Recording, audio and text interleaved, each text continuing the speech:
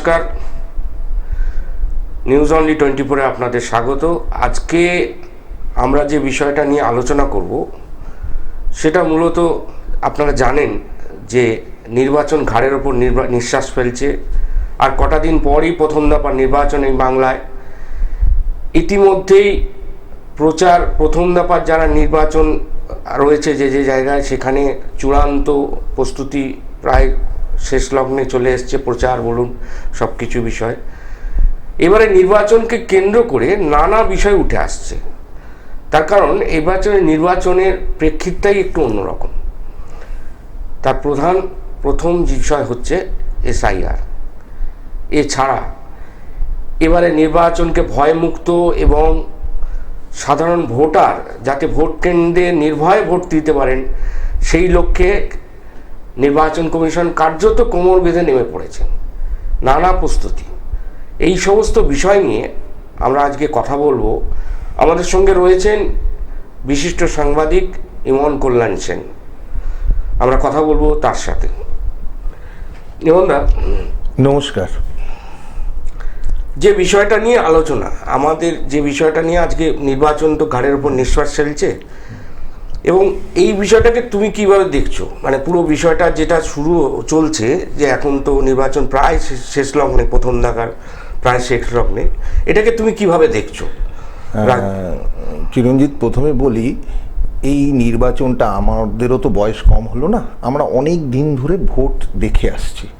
কিন্তু এইবারে যে নির্বাচন কমিশন যে অ্যাঙ্গেলে নির্বাচনটা করতে চাইছে, বিশেষত ওনাদের প্রথম বক্তব্য হচ্ছে রক্তপাতহীন, ভয়মুক্ত, সঠিক ভোট দিয়ে তাদের আগামী 5 বছরে যারা প্রার্থী আছে তাদের পছন্দের প্রার্থীতে তারা ভোট দেবেন।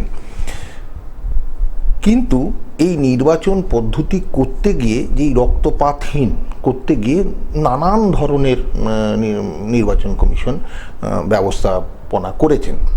আমি আশা রাখি আগামী 23 এবং 29-এ আমরা কেউই চাই না কোনো রক্তপাত হোক কোনো নির্বাচনে। কিন্তু মানে আমি ধরে নিচ্ছি যে 23 এবং 29-এ কোনো রক্তপাত হবে না হওয়াটাই কাম্য, আমরা কেউই চাই না। কিন্তু আমার এইখানে একটা প্রশ্ন, আমার না, বিরোধীরাও এই প্রশ্ন করছে, একটা প্রশ্ন থেকে যায়।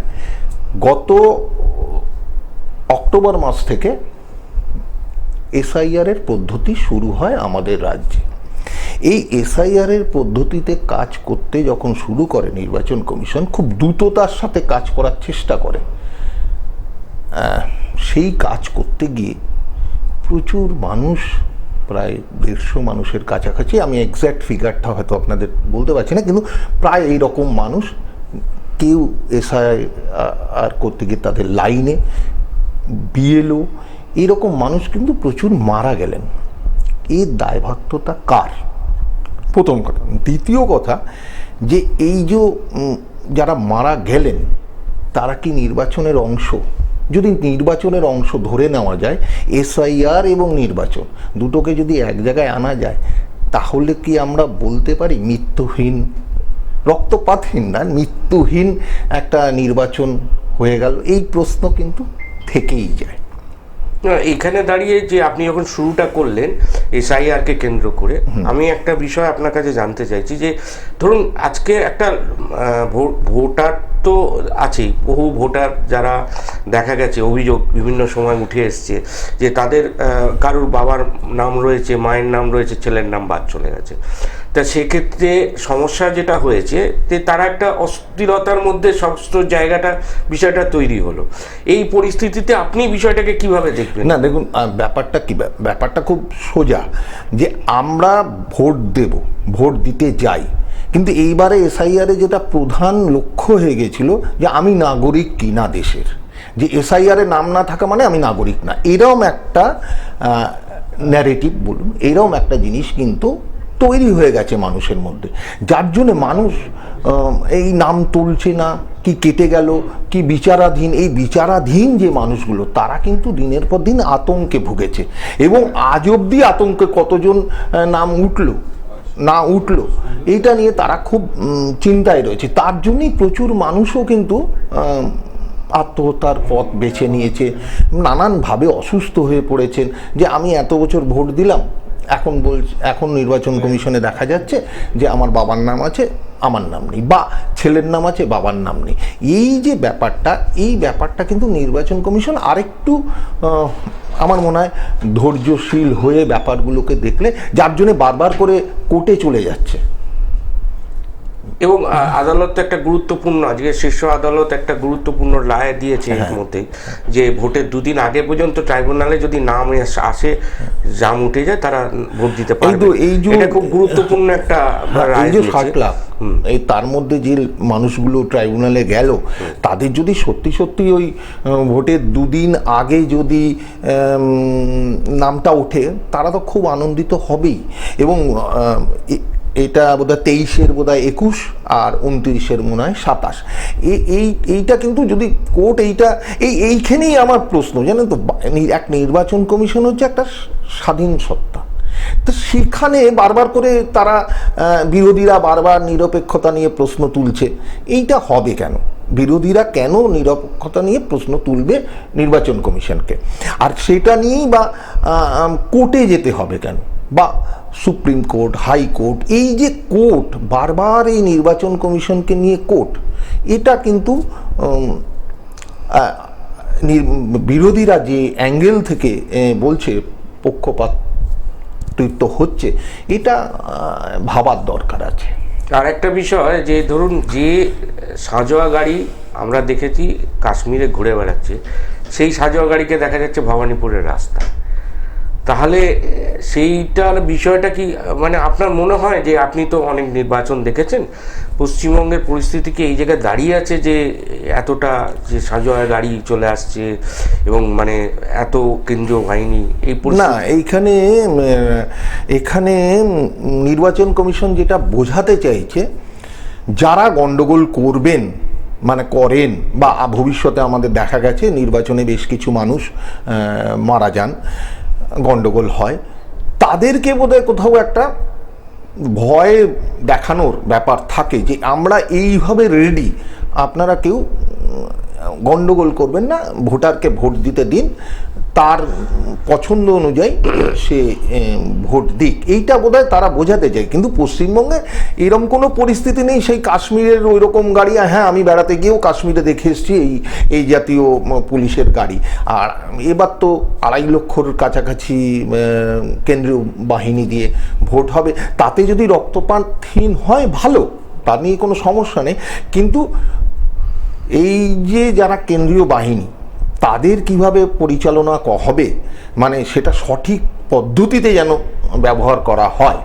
মানে এই নয় যে নির্বাচন কমিশন যা যা বলে দিল সেটাই হলো, বা বিরোধীরা যা যা বলছে সেগুলো একেবারে ধূলিসাৎ করে দেওয়া, এটা যেন না হয়।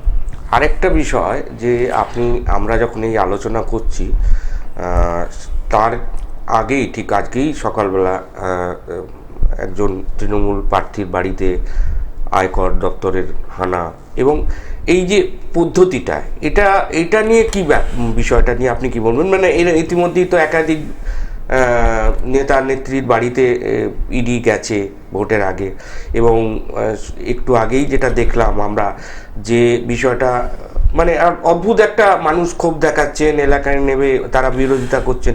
এই বিষয়টাকে আপনি কি বলবেন, যে হঠাৎ কেন এই সময়টা পার্টিকুলার? ধরুন কোনো দুর্নীতি থাকতেই পারে, ধরুন অভিযোগ থাকতে পারে, সেটা নির্বাচনের সময় এত বেশি সক্রিয়তা, এটা কি বিরোধীরা যা বলছে সেটা কি সত্যি? মানে সরকার শাসক দলের এখানে এই যে সেন্ট্রাল এজেন্সিকে বারবার পাঠাচ্ছে, বা কোনো মন্ত্রীর বাড়ি ইডি যাচ্ছে, আইটি যাচ্ছে, ভালো যাক, তা নিয়ে সমস্যা না। সমস্যাটা হচ্ছে সময়ে নির্বাচন করাটা। একটা মানুষ ধরুন 2 বছর আগে তার কোনো নোটিশ হয়েছে, বা তার এগেনস্টে কোনো এলিগেশন এসছে, কিন্তু সেটা যদি ইলেকশনের মুখটায় আসে, যেটা হবার সেটাই হচ্ছে, বিরোধীরা বলছে এটা ইন্টেনশনালি ভাবে এইটা হ্যারাসমেন্ট করা হচ্ছে। কারণ আর দোরগোড়ায় ইলেকশন, এই সময় এই প্রার্থীর বাড়ি বাড়ি গিয়ে বা যেখানে গিয়ে এই রেটটা, এটা তো আরও 6 মাস আগে হতে পারতো। বা এইটা যেটা বলতে চাইছে মানে আমার বিরোধী যে দলের প্রার্থীদের হচ্ছে তারা, তো এই সময়টা বাছাটা এটা নিয়ে প্রশ্ন থেকেই যাচ্ছে। না, এই যে দুর্নীতির অভিযোগ, এটা তো গতবার বিধানসভা ভোটেও আমরা দেখেছি যে বহু শাসক দলের বহু নেতা নেত্রীর বাড়িতে ইডি গেছে, এবং এইটা এবারেও একই ছবি দেখাচ্ছে। আপনার মনে হয় যে এটা ভোটে কতটা প্রভাব পড়বে, বা এটা কি একটা মানে খুব পুরনো হয়ে যাচ্ছে না বিষয়টা, এমন মানে যদি আমায় ব্যক্তিগতভাবে সাংবাদিক হিসেবে আপনি বিষয়টা যদি বলেন। আমাদের ব্যক্তিগতভাবে আমায় যদি জিজ্ঞেস করেন, আমি বলবো বাংলার নির্বাচনে এখন ইডি সিবিআই এগুলো মানে একে অপরের পরিপূরকের মতন হয়ে গেছে, এটা সাধারণ মানুষের কাছেও ক্লিয়ার হয়ে গেছে।